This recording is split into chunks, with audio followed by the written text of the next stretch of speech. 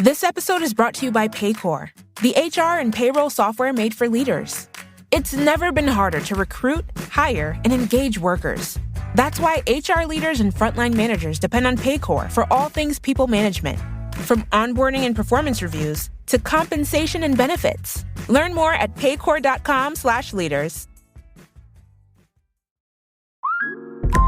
Between the kids being home and hosting, everything in our house gets used up in summer. With Instacart, I can save money by stocking up on all my favorite summer brands. I save time by getting everything delivered in as fast as an hour. And I save myself a sink full of dirty dishes by stocking up on paper plates for the annual summer cookout. Save more on summer essentials? Spend more time enjoying summer. Add summer to cart. Download the app to get free delivery on your first 3 orders. Offer valid for a limited time. Minimum $10 per order. Additional terms apply. This is Optimal Living Daily, episode 2873, Stop the House Shaming People, by M.O.N.E.Y of budgetsaresexy.com, and I'm Justin Malik. Welcome back. This is the Sunday bonus episode where I share an extra episode from the Optimal Living Daily Network. Today's coming from Optimal Finance Daily. And please do subscribe to or follow Optimal Finance Daily wherever you're listening to this to keep all of this going. It really helps a lot. But for now, let's get right to the bonus episode and Diana's commentary as we optimize your life. Stop the House Shaming People, by M.O.N.E.Y of budgetsaresexy.com. Last week, 3 different people emailed me asking for advice because they keep getting pressured by friends and family, especially family, to buy a home when neither one of them wants to. I got so riled up after the last message that I shot the following tweet out, which caused quite the hubbub for a hot minute or so. Quote, "Third note I've received on people feeling pressured to buy a house when they don't want to. Stop the house shaming, people. It's perfectly fine to rent. And yes, hashtag house shaming is now a thing." End quote. As it turns out, I wasn't alone in this thinking. Here are some of the messages and stories I got throughout the day. Quote, "Being already buried in a ton of debt didn't even shield me from the house shaming. It doesn't stop. The stress of getting out of my existing debt has soured me on taking out a mortgage, so I've developed Teflon skin about it now." From Double Debt Woman. Quote, "This is so true. Everyone wants you to buy a house, but guess what? Only you are paying for it. Your rent is the most you'll pay per month for shelter while your mortgage payment is the least. Taxes, renovations, repairs, taxes. Homeowners have costs beyond a simple rent payment." And that was from Squat Fox. Quote, "Keep preaching this message. A house does not make you wealthy. Wealth and net worth makes you wealthy. Can a house purchase be a good part of a financial plan? Yes. Is it essential? No. You need a roof over your head. I know lots of winners who rent. Lifestyle choice." That was from Build F Muscle. Quote, "We get so much about this from family, and we own a large 2-bedroom condo in an expensive city. It's not just rent shaming, it's non-house shaming too." That was from Lee Perfin. Quote, "We pay a ton for a furnished rental and we're happy as larks. Amazing neighborhood, awesome landlord, amenities we'd never pay on our own, like a saltwater pool, hot tub, professional home gym, chickens, and 0 responsibility. Freedom." That was from Hardly Warkins. Quote, "I was totally hashtag house shamed into buying my house way back when. Now we live in an Airstream. Apparently we have thicker skin now." And that's from A Stream in Life. I get people wanting to help those they love, but after the first or second mention, it's time to back off and let them live their own lives, unless specifically asked. We all know what you would do in our shoes, but you're not in our shoes, and you don't fully know our situation or dreams or desires either.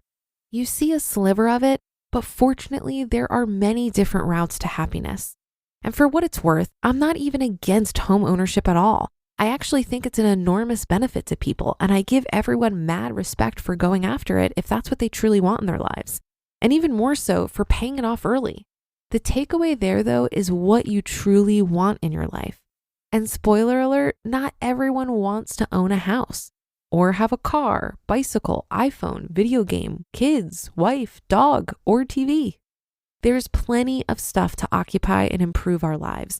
And thank God we live in a country that affords us such freedoms without fear or worry of incarceration. We should be so lucky. So please, for the love of all things holy, stop the shaming. Stop shaming people into buying homes when they're not ready. Stop shaming people into buying new cars if they don't want them. Stop shaming people into going to college or not going to college. Stop shaming people into saving instead of going out partying or traveling with you. Stop shaming people into not retiring early if they've been smart enough to figure out how. And just overall, stop shaming people into anything else they've consciously chosen to do in their lives, regardless of whether you approve of it or not. If you see someone making a mistake, say your piece and then let your loved ones figure it out on their own. If they choose wrong, you'll be there for them when they come back asking for help. And if they choose right, then maybe consider reassessing your own views and see it as an opportunity to grow yourself. We're not always as smart as we like to think we are. The fourth message came in as I sat down to finish this post, and the last few lines of it just filled me with so much pride and lightened up my entire day. Quote, "At Easter, my boyfriend's aunt was asking me why we hadn't yet moved in together, to which I responded, I want to pay off my loans first. To my surprise, I found myself defending my decision to a table of 50-plus-year-olds about the possibility of financial independence. They responded with things like, there will always be something that comes up, or you'll always be paying off something, to which I confidently said, but why should that be the norm? That made me feel so strong. It made me feel confident, like I had all the answers, which for once I'm okay accepting that stereotype of millennials, because in this instance, I think it was warranted." End quote. She went on to say that she's never been so happy and confident with her decisions and conversations around money since finding money blogs. She's finally able to really understand the meaning of financial stability and the role it plays in both her life and relationships. And she's certainly walking the talk too, just about killing $60,000 of student loans, which will be cleared away completely next month, exactly 3 years after her graduation. You do your thing, girl. Own that life of yours. And I hope all you hearing this will also embrace your beliefs and strive for everything you want deep down inside. Only you know what you want most out of life. Sorry, moms. So stick with your heart, do your best, and then brush those shoulders off whenever you fall, which you will. But better to fail doing something you want versus failing doing something others want. This is your life. Stay true to yourselves. You just listened to the post titled, Stop the House Shaming People by M.O.N.E.Y of budgetsaresexy.com.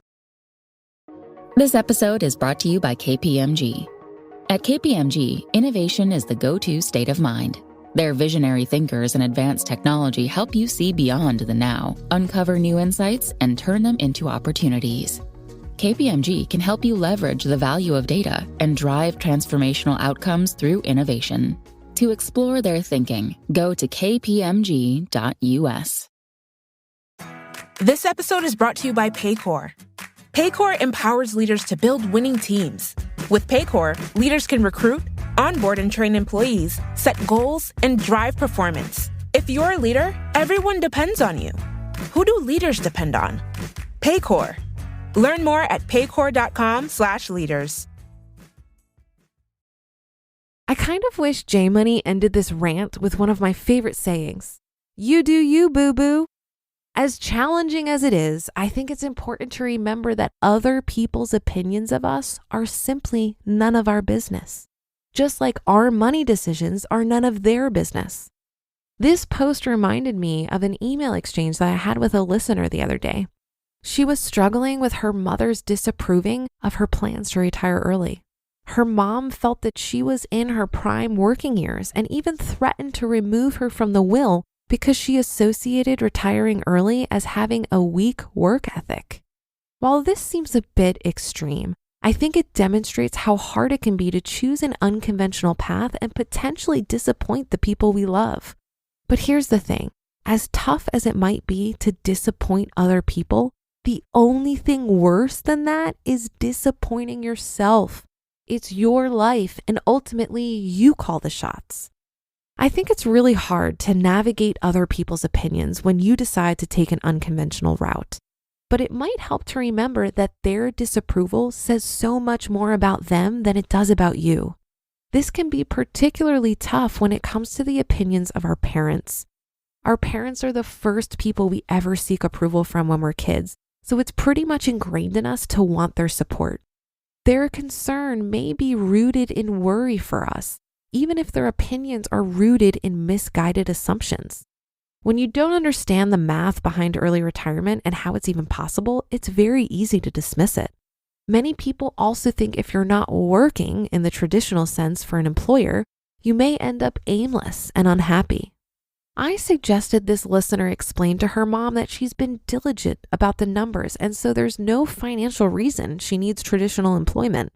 And by not working, she's able to invest her other two most valuable resources, her time and energy, into the things she truly values. Early retirement is a huge accomplishment. So it's possible that if her mom understood it better, she'd actually be proud of her daughter's impressive work ethic. And that should do it for today. Have a happy rest of your day, and I'll see you on the Thursday show tomorrow, where your optimal life awaits.